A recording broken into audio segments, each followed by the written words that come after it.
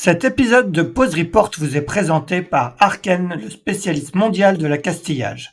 Que vous soyez plaisancier ou régatier, vous connaissez forcément le nom d'Arken.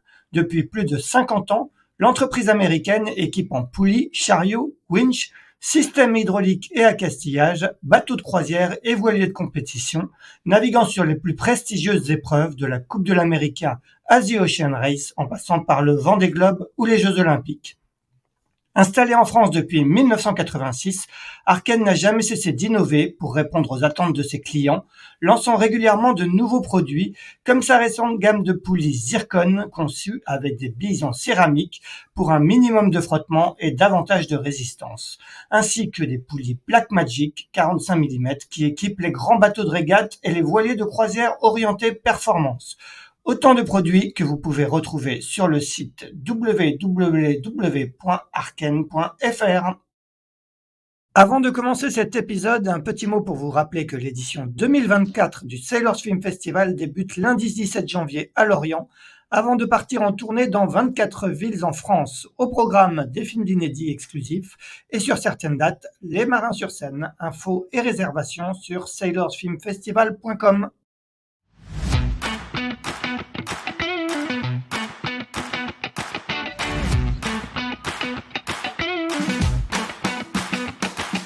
Bonjour, vous écoutez Pause Report, le podcast qui décrypte et analyse chaque semaine l'actualité de la voile de compétition. Pause Report est produit par Tip & Shaft, le média des professionnels et des passionnés de voile de compétition. Tip & Shaft, ce sont 2 newsletters hebdomadaires en français et en anglais, des podcasts, des formations, un studio de production de contenu, une plateforme de vidéos à la demande Sailors, ainsi qu'un festival du film que vous pouvez retrouver sur tipandshaft.com. Je suis Axel Capron et je vous souhaite la bienvenue dans Pause Report.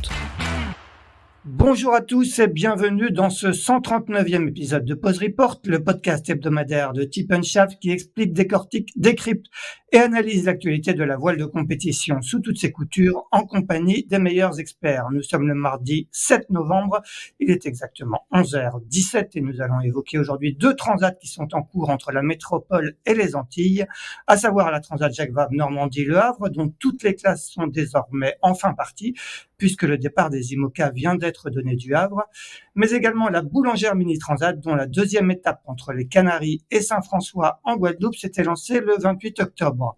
Pour nous éclairer sur ces 2 courses, 2 éminents spécialistes de la météo et du routage. Le premier, Christian Dumas, est justement le consultant météo des 2 transats. Il est toujours au Havre. Salut Christian. Bonjour Axel.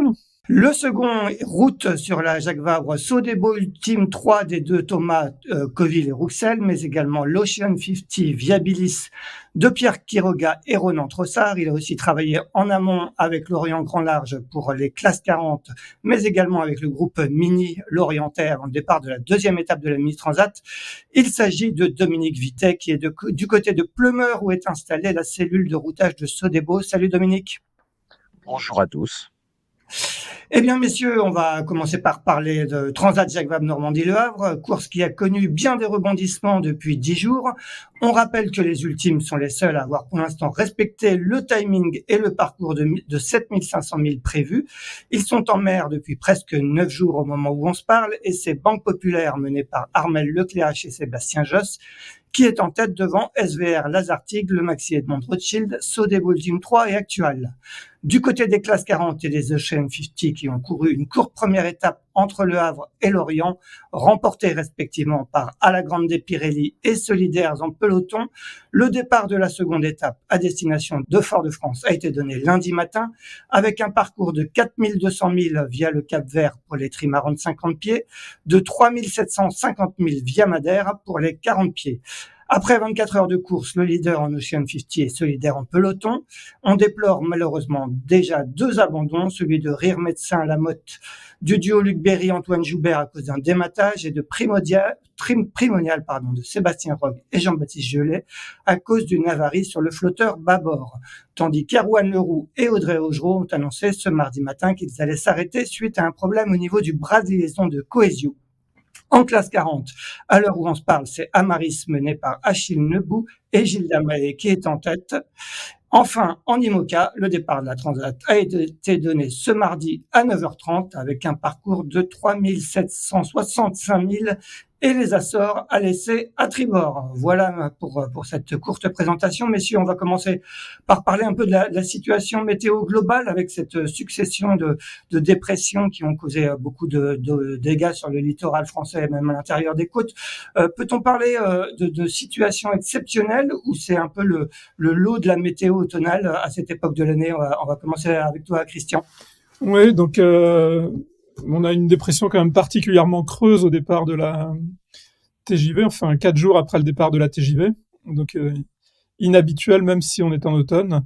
On a eu plus de 100 nœuds en rafale en baie de Seine, 89 nœuds au sémaphore du Havre, donc ça reste un phénomène tout à fait exceptionnel.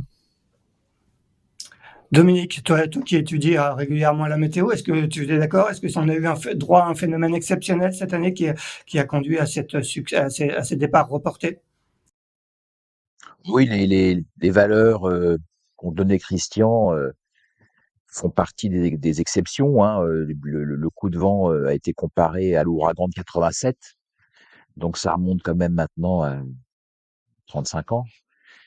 Donc oui, oui, c'est des situations exceptionnelles. D'ailleurs, les arbres ont beaucoup souffert parce qu'ils sont encore en feuilles avec l'été qui s'est prolongé et donc ça a mis beaucoup d'arbres par terre, hein. C'est significatif de cette exception. Ouais. Est-ce que selon toi, la direction de course a pris les bonnes décisions en neutralisant une partie de la course avec l'étape à Lorient pour les classes 40 et les Ocean 50 et l'immobilisation au Havre pour les IMOCA? À écouter les coureurs, je crois qu'ils étaient tous très contents, hein, et personne n'imaginait le tir au casse-pipe. Voilà, il y avait des conditions impératives de ne pas naviguer dans cette situation. Et je crois que Francis Le Goff et son équipe ont très bien fait de neutraliser la course. Christian, tu peux nous raconter un peu justement comment s'est fait un peu, se sont faites ces décisions successives. On en a un peu parlé la semaine dernière avec nos invités Jacques Carès et Gilles Damorvan. Ça a été des décisions difficiles à prendre ou finalement l'évidence s'est vite imposée face à la violence de la fameuse tempête Ciarán qui est arrivée sur nos côtes en milieu de semaine dernière. Ce qui est toujours compliqué, c'est que finalement la tempête elle arrive dans la nuit de mercredi à jeudi, et donc quand on regarde la situation le jeudi d'avant, le vendredi d'avant, le samedi d'avant, on a encore beaucoup de délai entre l'instant présent et puis le moment où cette dépression arrive. Et donc on l'a vu petit à petit, on la voyait bien dès le début de semaine avant le départ. On voyait qu'il y avait une dépression qui arrivait, puis elle a commencé à grossir, et puis on a commencé à voir que les 40 pieds auraient du mal à passer. Et puis chaque échéance de modèle, il y avait de plus en plus de mer. Sur les modèles probabilistes, il y avait plus de doute sur le fait qu'il y aurait beaucoup de mer. Donc de plus en plus de mer, un phénomène qui arrive un petit peu plus tôt. Et donc la combinaison de tout ça fait que ouais, les choses se sont imposées assez naturellement en fait au fil des échéances. Mais quand la décision a été prise, la dernière décision le dimanche matin, c'était par rapport à une situation qu'on attendait 4 jours plus tard, dans la nuit de mercredi à jeudi. Ouais, et finalement, au vu de la violence de Ciarán, je pense qu'effectivement les bonnes décisions ont été prises, comme le disait Dominique. On entend quand même monter une petite musique, ou en tout cas certains remettre un petit peu en cause le principe des courses multiclasses, avec trop de différences entre les bateaux, y compris même au sein de certaines classes, ce qui rend de plus en plus compliqué la gestion des flottes. Dominique, qu'est-ce que tu en penses, toi? Est-ce que le modèle, ce modèle a vécu ou pas du tout? Toutes les grandes transats qui ont été créées par le système français, on va dire ça comme ça, depuis le début des années 80, même avant, il y a toujours eu plusieurs classes de bateaux. Ça a toujours été le cas dans la Route du Rhum, dans la Jacques Vabre. Voilà, il y a ça fait partie de ces grandes fêtes populaires de la voile dans lesquelles on trouve plein de catégories.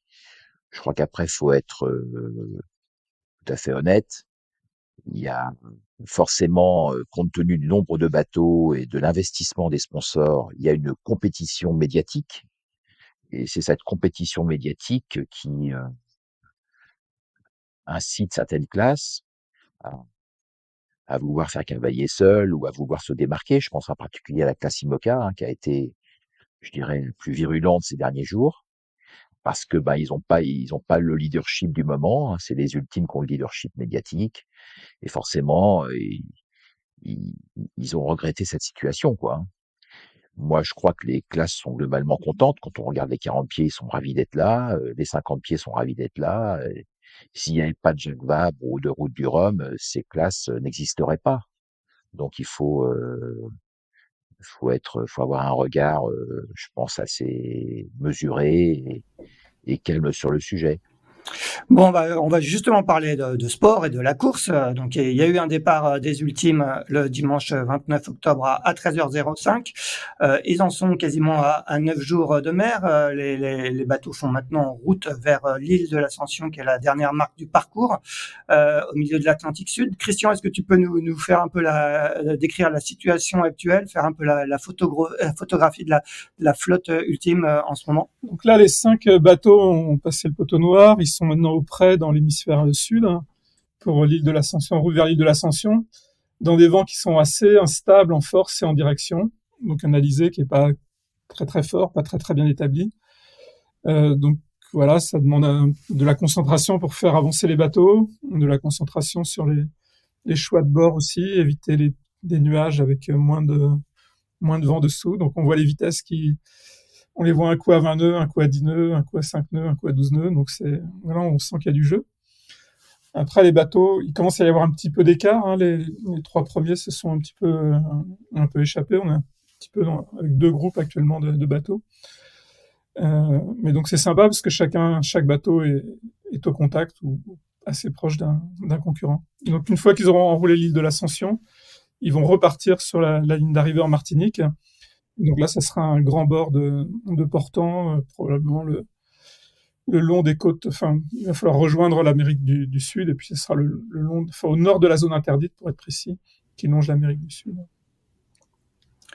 Dominique, on le rappelle, tu routes Sodebo Ultime 3 sur cette Transat Jacques Vabre.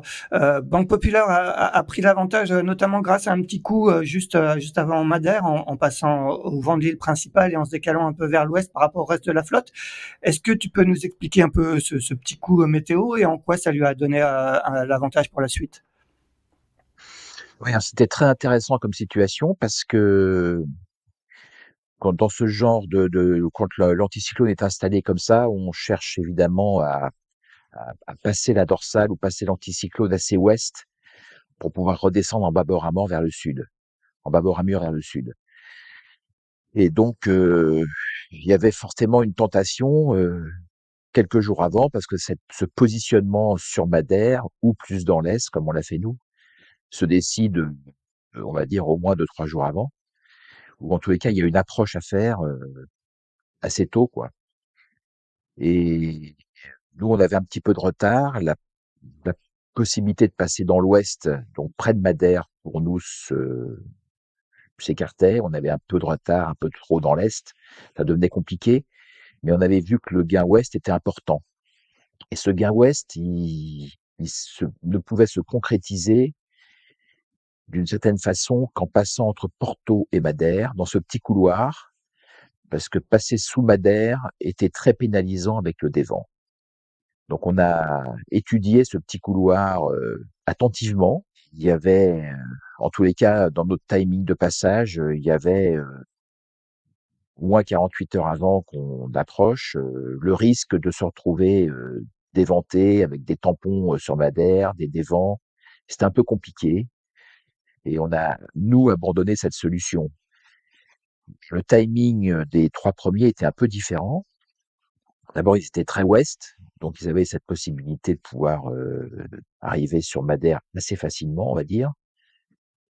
Mais il fallait traverser une zone de molle, quasiment de pétole d'ailleurs, hein. Il fallait attendre que la dorsale se rétracte vers l'ouest pour retoucher du vent, ce qu'ils ont fait. Et au moment où la dorsale s'est rétractée, Banque Populaire, à ce moment-là, a décidé de tourner à droite et de passer dans ce petit couloir. C'était très opportun, on va dire. C'était aussi très bien fait. Et bien leur en a pris parce que, une fois sortis de ce petit couloir, ils se sont retrouvés dans des vents de nord très installés, alors que Sodebo, SVR et Gitana, SVR Gitana devait passer dans le dévent de Madère, ce qui leur a trop mal réussi. Ils auraient pu rester collés plus longtemps que ça. Et nous, fallait revenir de notre position est On avait traversé la dorsale beaucoup plus dans l'est. Donc ça s'est plutôt pas mal passé. On a plutôt repris quand même pas mal de milles, mais ça a été un long chemin et au final, Bangkok s'est décalé très ouest par ce petit couloir entre Porto et Madère a été le grand vainqueur. Sa position lui a tout de suite donné du vent et en bâbord à mur, il s'est retrouvé devant tout le monde à descendre plein sud avec de l'air. Donc bravo à lui, quoi. C'était osé parce que cette décision, fallait la prendre tôt et ils ont saisi une belle opportunité en tous les cas. Ouais, Jean-Yves Bernot, qui route SVR Lazartigue, m'a expliqué vendredi dernier qu'il avait aussi vu ce petit coup, mais que finalement ils étaient tellement proches du Maxi Edmond de Rothschild, vraiment comme sur du marquage, qu'ils n'ont pas osé se décaler par rapport au Maxi Edmond de Rothschild et qui sont passés eux au vent, sous le vent de l'île.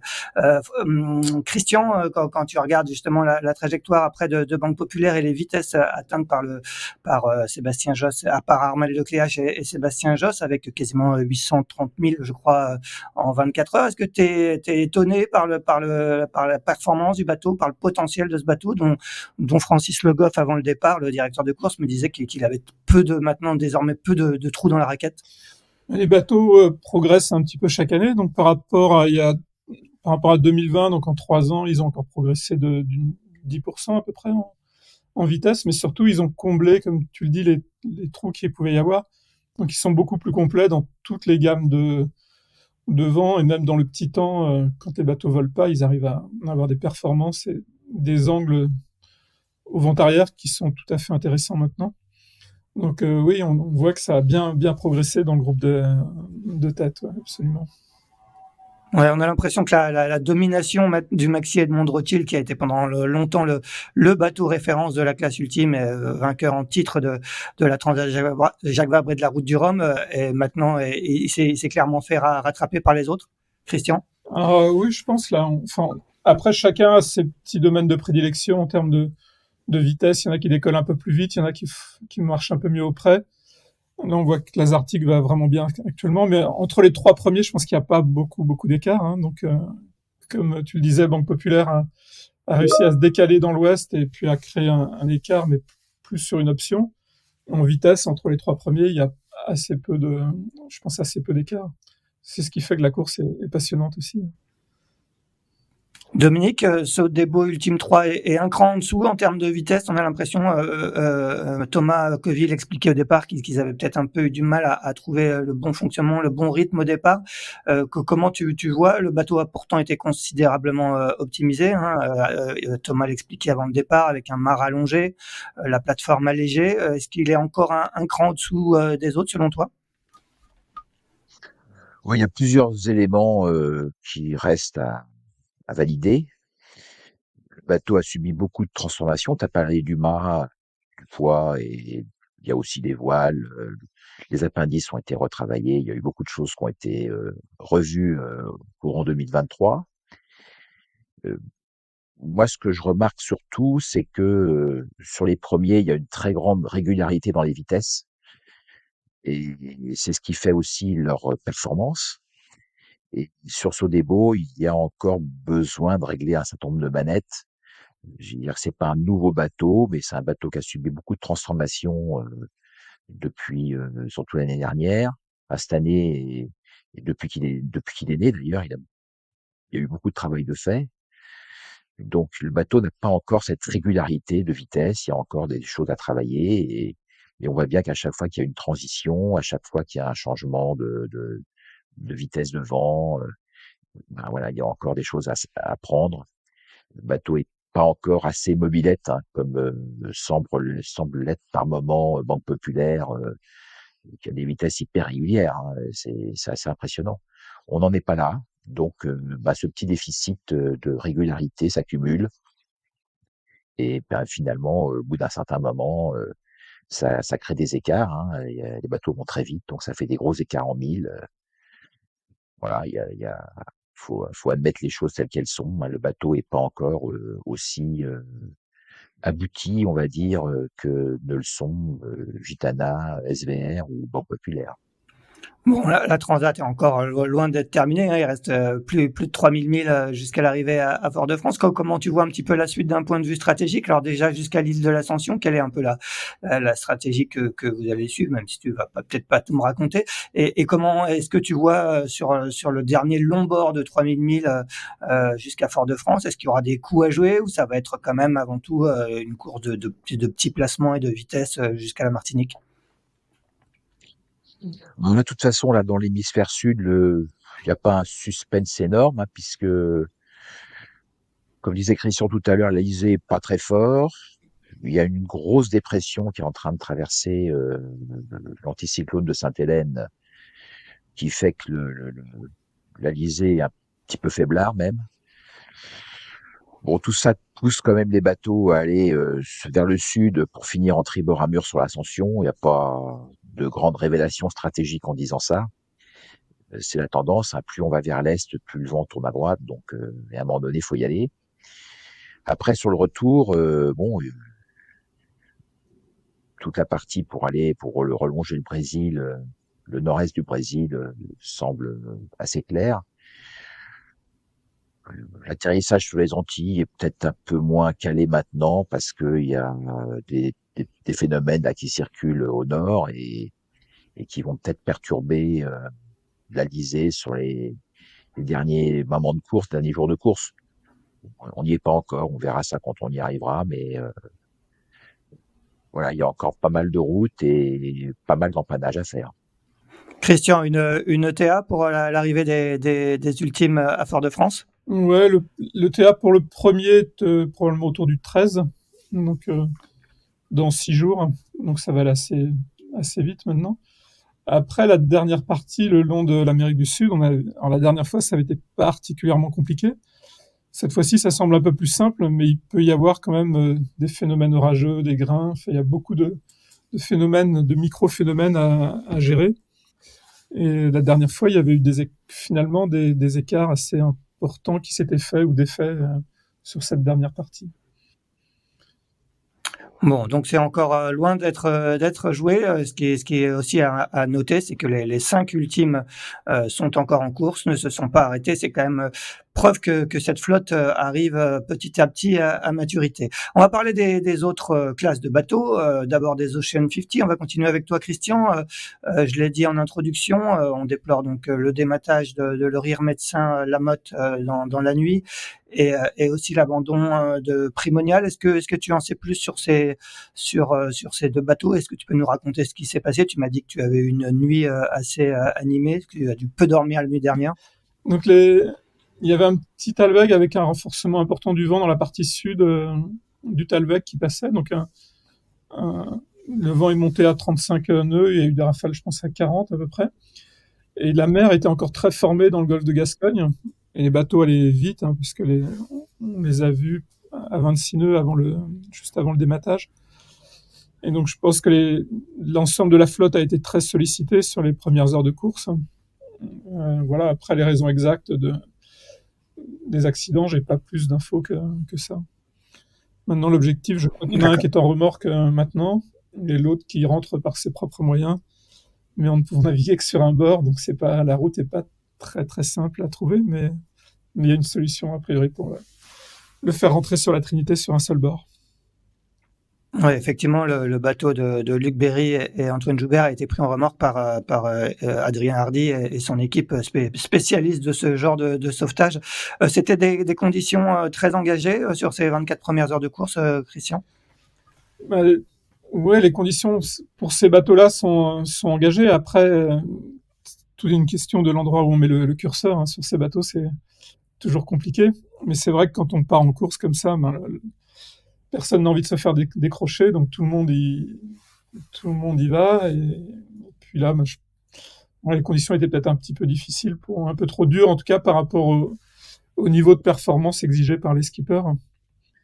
Après, ce sont des bateaux qui sont quand même très très marins et qui terminent en général bien les transats, donc ça reste exceptionnel de voir 2 bateaux qui cassent en quelques heures sur une flotte de Ocean 50.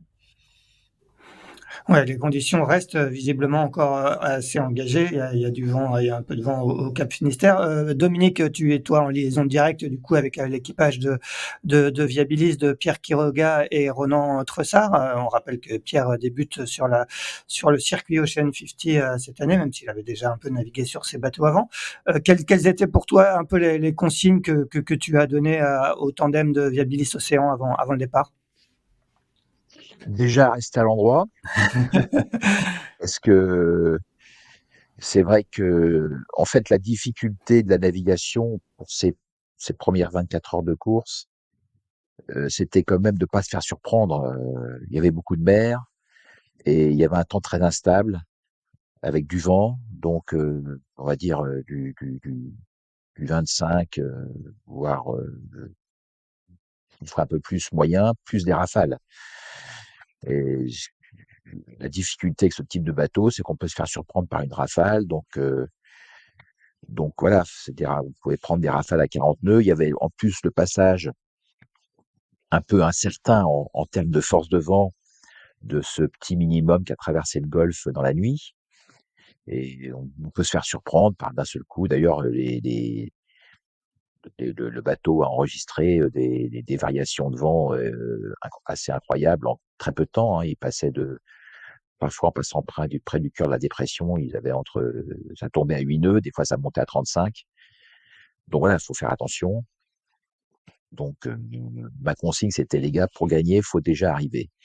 Donc soyez prudents et voilà, il faut rien casser et il faut pas se mettre sur le toit. Voilà. Donc il y a eu une discussion assez intéressante avant le départ d'ailleurs, sur la toile à porter, sur voilà, sur toutes ces choses-là. Il faut bien anticiper et pas se faire surprendre. Voilà. Et aujourd'hui, là, on voit que le bateau est plutôt un peu plus décalé dans l'ouest. Il va passer au large du DST du Cap Finistère, alors que le leader, ce leader en peloton, vient de passer, est en train de passer à l'intérieur du DST. Quelle va être un peu la suite du programme? Comment tu vois la suite de cette Transat Jacques Vabre en Ocean 50? En fait, l'objectif à terme, c'est de passer sous la dorsale, hein, puisque une fois qu'on sera passé sous la dorsale qui s'étire en ce moment en travers de la route de Gibraltar vers le sud-ouest, ce qui est une position assez classique, hein, rien d'étonnant. Le premier qui va toucher les vents de nord-est sous la dorsale, il va partir, il va creuser l'écart. Donc faut gérer cette dorsale. Et pour gérer cette dorsale, ben ça faut s'y prendre assez tôt. Les bateaux là sont dans le nord-ouest, mais le vent va refuser à nouveau au sud-ouest avec l'arrivée d'une nouvelle perturbation par l'ouest. Et donc nous on a estimé qu'il fallait pas se trouver trop près du Portugal où les vents sont plus refusants à terme quand il y a un phénomène comme ça qui arrive. Il vaut mieux garder un petit peu de gras à l'ouest pour pouvoir choisir à terme l'endroit où on veut passer. Si une porte s'ouvre plus du côté ouest, c'est très intéressant parce que du coup, on se décale ouest comme l'avait fait Bangkok précédemment. On se décale ouest et c'est intéressant pour descendre vers le sud après en bâbord à mur. Bon, peut-être que la porte sera plus dans l'est.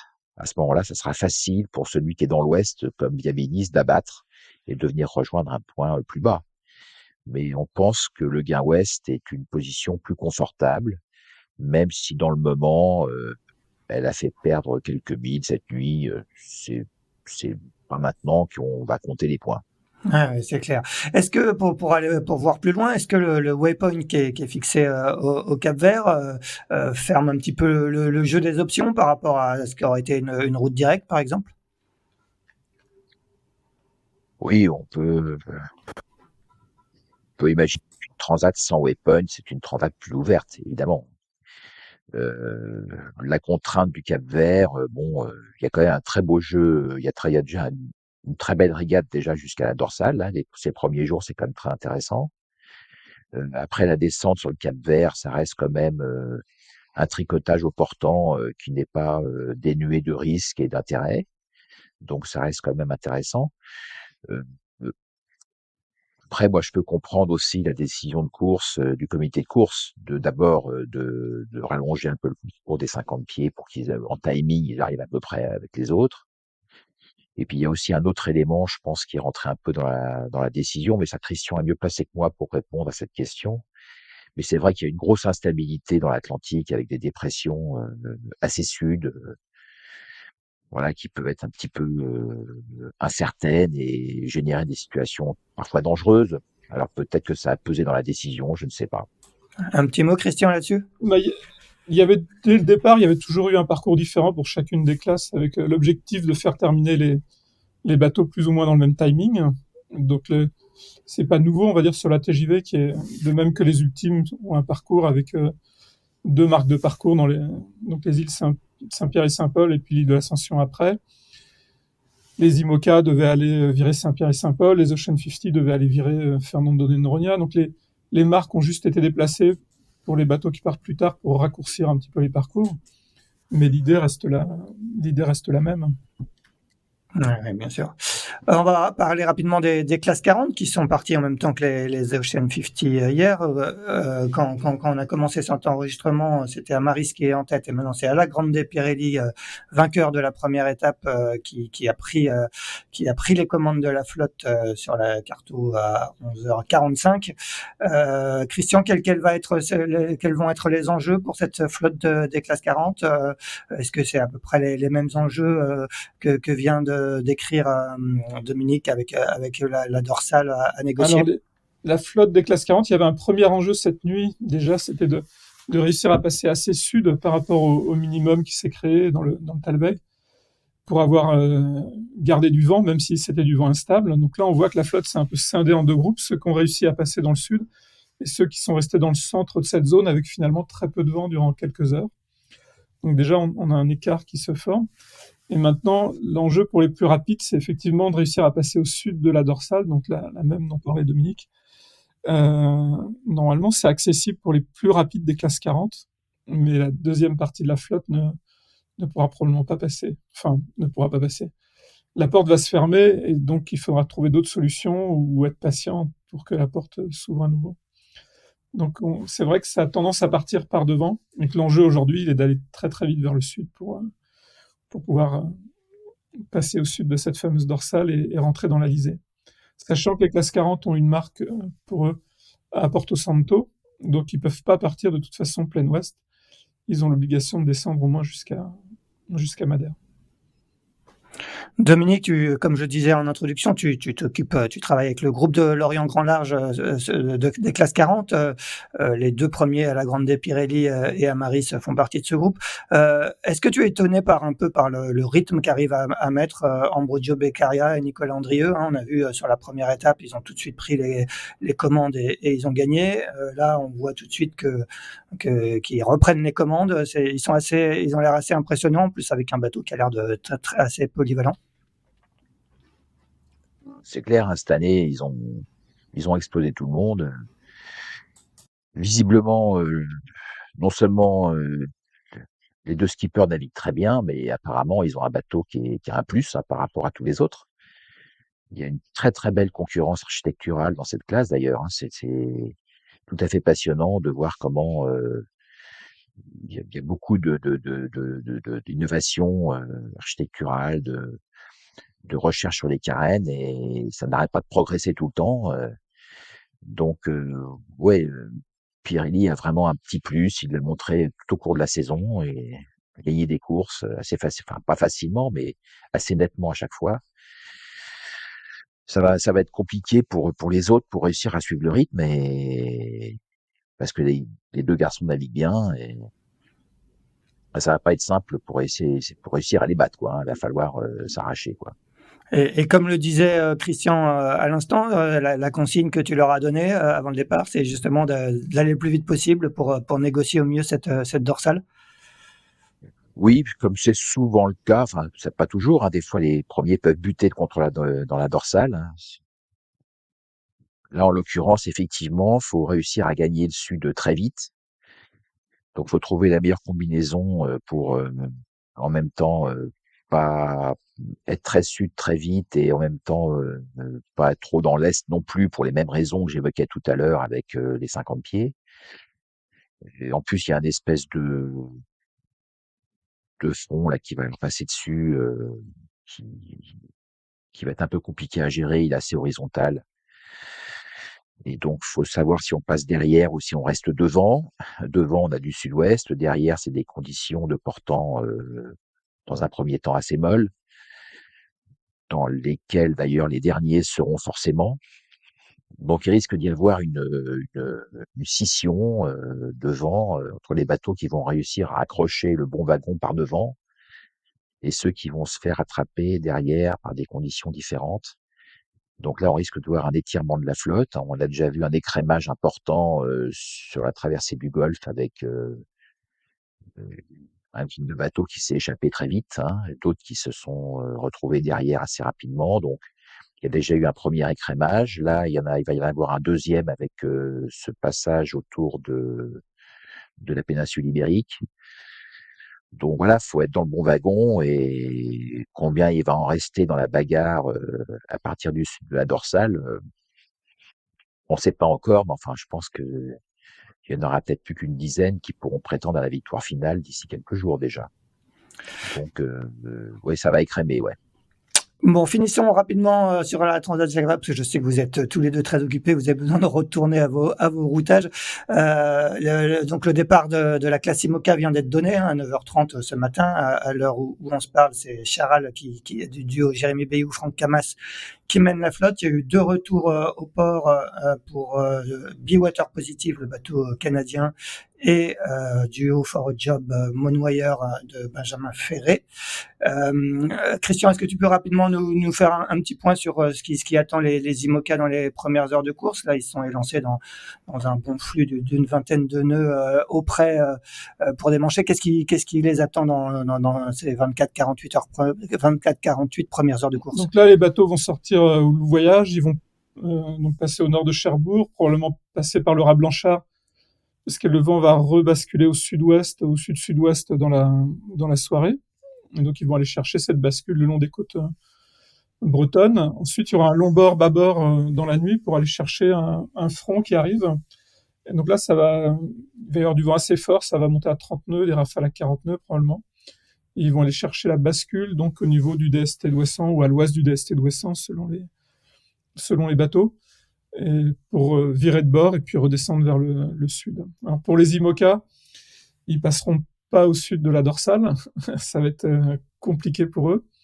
Et donc il y a plusieurs choix qui s'offrent à eux, soit d'essayer de partir sur une route sud, qui sera un petit peu laborieuse au début parce qu'il va falloir passer cette dorsale-là, mais dans un couloir de vent qui sera assez faible, soit passer de l'autre côté de cette bulle anticyclonique, dans la partie est de la bulle anticyclonique, ou de faire une route plus directe, beaucoup plus ventée, avec plus de risques en termes d'options, parce qu'on ne sait pas très bien comment cette route pourrait se terminer. Et par contre, la route nord, donc repartir au nord après les Açores, c'est une route qui semble fermée vu les conditions de vent qu'il y a dans le nord. Il y a trop de mer, trop de vent pour l'instant, pour aller vraiment sur une route très nord. Pourquoi avoir mis ce waypoint aux Açores? Du moins, c'est pas un waypoint aux Açores, mais en tout cas, il faut laisser les Açores à tribord. C'est pareil, hein, il y avait déjà un waypoint pour les IMOCA, il y avait des îles de Saint-Pierre et Saint-Paul. Donc là, c'est un waypoint qui leur permet de raccourcir la course, en fait, et qui rallonge pas très très peu, donc ça n'a pas un gros impact sur la performance, ou sur la durée de course, on va dire. Très bien, on va parler rapidement maintenant de la Boulangère Mini Transat, c'est son nom exact, dont la deuxième étape bat son plein. Une partie des 87 solitaires qui sont partis des Canaries le 28 octobre sont passés sous la barre des 1000 milles, les séparant de l'arrivée à Saint-François, à l'est de la Guadeloupe. Il y a eu une très belle bataille stratégique dès le départ sur cette étape entre sudiste et nordiste. La flotte était très éparpillée. On a eu le droit aussi à des records de vitesse, puisque Hugues de Prémar, skipper de Technip Energy International Coatings, a avalé en milieu de semaine 317 000 en milieu de semaine dernière, 317 000 en 24 heures à un peu plus de 13 nœuds de moyenne. Au classement ce mardi matin, c'est l'Uruguayen Federico Waxman qui mène les débats en proto et de loin, tandis qu'en série, c'est l'Italien Luca Rossetti qui est en tête.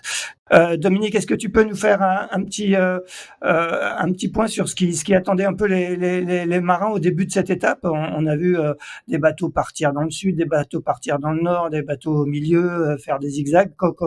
Comment était un peu la situation météo au départ de cette étape? Oui, alors c'était une situation qui était très très intéressante parce que il y avait deux options, enfin il y avait disons deux options et pour partir. Euh, Déjà premièrement, déjà l'anticyclone avait été décalé ou en partie détruit, on va dire, par la présence de petites dépressions très sud qui se trouvaient au nord de l'archipel des Canaries. Et ce petit front ondulant là sur lequel démarraient des petites dépressions était très tentant pour la route nord parce que ça générait du vent, alors que l'Alizé dans la partie sud était complètement mort et ne pouvait exister que si l'anticyclone reprenait sa place. Voilà. Il y avait vraiment deux schémas qui étaient extrêmement opposés. Il y avait un schéma qui était vu par les GFS particulièrement, qui était de partir sur cette route nord, profiter du vent de ces petits minimums pour pouvoir progresser sur la route ortho, sur la route directe, enfin, ou en tout cas proche de la route directe. Et il y avait un autre schéma qui était proposé par le CEP, qui disait, ben, on va manger notre pain noir au début, il va y avoir pas beaucoup de vent, effectivement, parce qu'il n'y a pas d'alizé dans le sud, mais quand l'anticyclone va reprendre sa place, on va retrouver du vent au sud, et ça donnera une position assez privilégiée par la suite pour pouvoir faire un long tribord et, et faire de l'ouest assez facilement. Et j'avoue que la décision était difficile parce qu'il y avait une très forte tentation nord et il y avait à terme un intérêt à être au sud. Personnellement, c'était un choix qui n'était pas évident, mais j'ai mis du poids sur ce que je pensais être la fiabilité. J'étais pas très confiant dans ces petites dépressions au nord. Je pensais pas qu'elles seraient aussi propices à une route ortho sur les premiers jours, que le retour de l'anticyclone un peu plus tard qui générait de l'alizé au sud.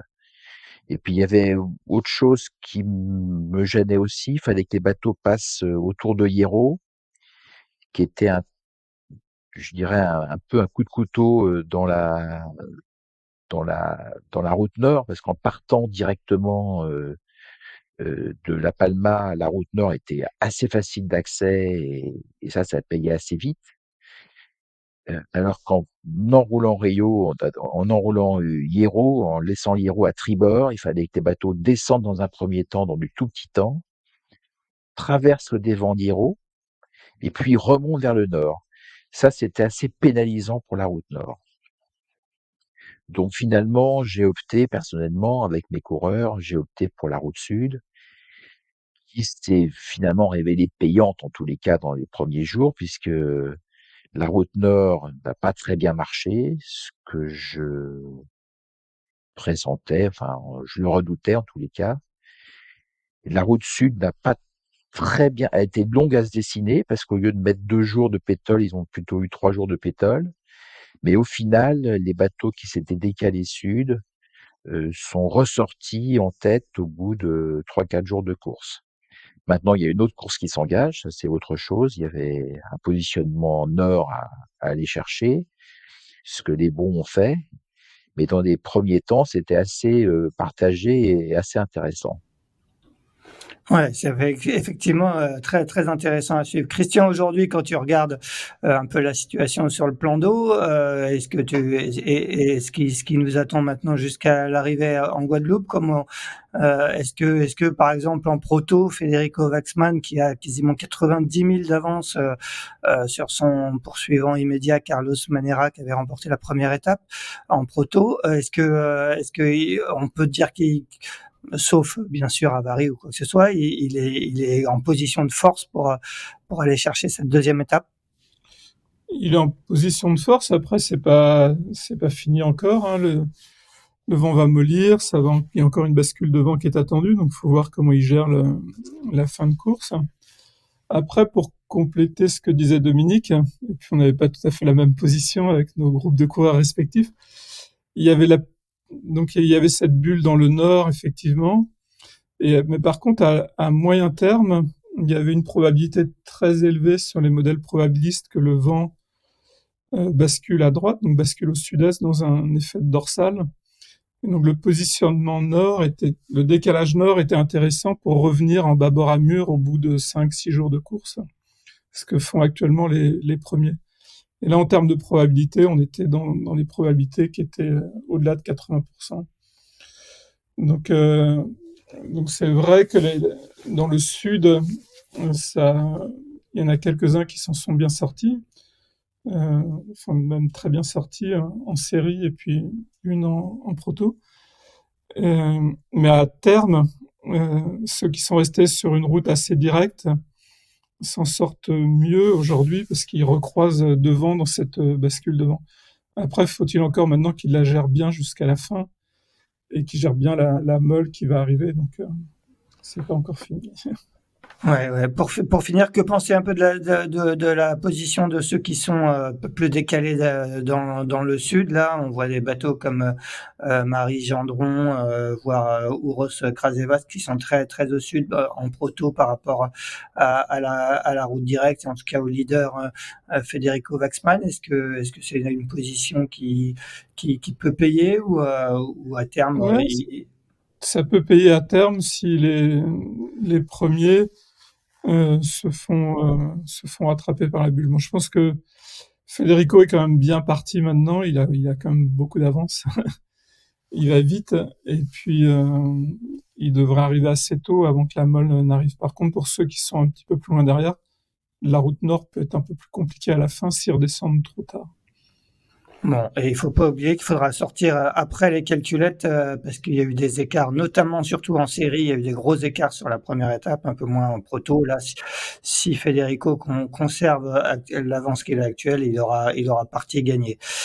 Eh bien, merci tous les deux. C'était très intéressant de vous avoir pour nous éclairer un peu sur ces deux transats en cours qu'on va suivre encore passionnément. On va vous laisser retourner à vos routages, à vos fichiers météo avec vos skippers respectifs et toi avec tes courses respectives. Christian, merci à tous les deux. Très bonne journée. Et quant à nous, on se retrouve mardi prochain pour un 140e épisode de Pause Report. Bonne journée à tous les deux. Merci, à bientôt.